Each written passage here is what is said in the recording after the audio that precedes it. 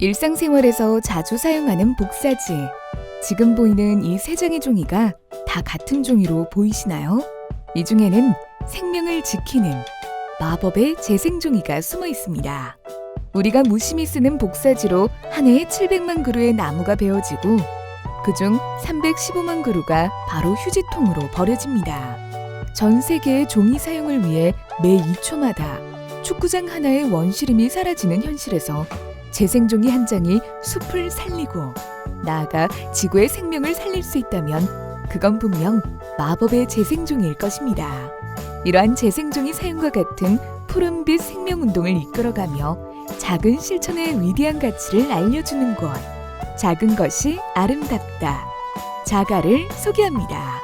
우리가 그 환경 문제를 해결하자고 하면 참 작고 사소한 것에 관심을 두고 또 구체적으로 실천해 가고 변화하고 해야 진정한 의미로 환경 문제 해결에 이를 수 있게 될 것 같은데 작은 것이 아름답다라고 하는 조직이 아마 그 점을 일찍 착안을 해서 그 사이에 많은 실천을 해온 것 같이 보입니다. 자가의 재생종이 사용 캠페인은 녹색 출판으로 확대되어 곳곳에서 큰 성과를 냈습니다. 국내 중고등학교 교과서를 모두 재생지로 출간하게 하였고 해리포터와 같은 초대형 출판물을 재생종이로 출간하도록 하였습니다. 이를 통해 지구의 숲을 살리고 보존하는 일이 얼마나 중요한지 그리고 그 안에 사는 다양한 생명들의 존재와 가치를 알리고 교육해냈습니다. 산새소리 지저귀는 고즈넉한 성북동길. 이곳에는 어떤 아름다운 꽃보다 더 향기로운 내음이 피어납니다.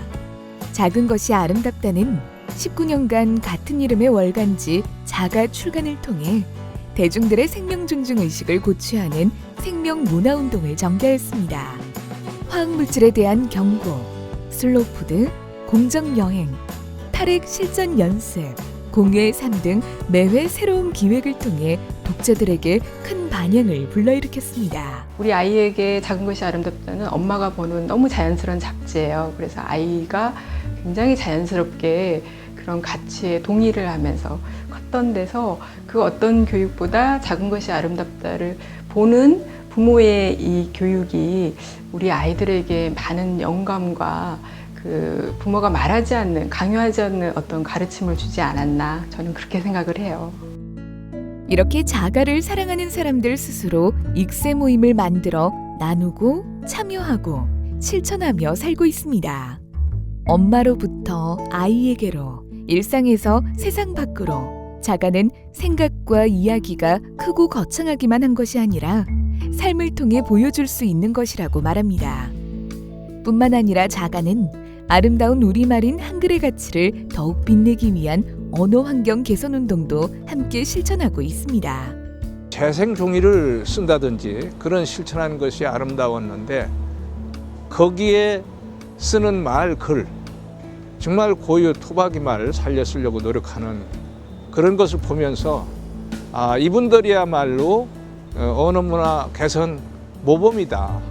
자가는 이외에도 일회용 컵 대신 머그컵과 텀블러 사용을 권장하며 씨앗 나누는 날, 생수병 없는 날, 맨발로 밟는 날, 꿀벌 지키는 날 등 매달 자가의 날을 정해 일상에서 실천할 수 있는 생명 존중의 방식들을 다양하게 제안하고 있습니다. 작은 것이 아름답다는 그것이 크기의 문제가 아니라 가치의 문제다.